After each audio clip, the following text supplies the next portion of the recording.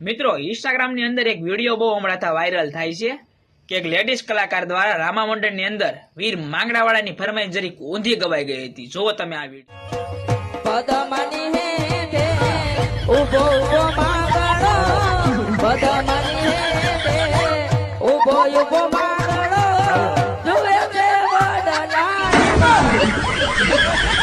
તો મિત્રો આ ગીત ગાયું યોગ્ય ન ગણાય, પણ મિત્રો લેડીઝ કલાકારને સાંજ પડતા આખ્યાનની નાઇટ હોય તો કારક આવી નાની મોટી ભૂલ થઈ જાય, તો એ ભાઈ આ ભૂલની એક માફી પણ માંગી છે. જુઓ તમે આ વિડીયો.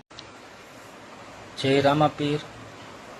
મેં રામા મંડળમાં એક ફરમાઈશ ગાઈ હતી, એટલે કે માંગડાવાળાની મેં ફરમાઈશ ગાઈ હતી, બરાબર.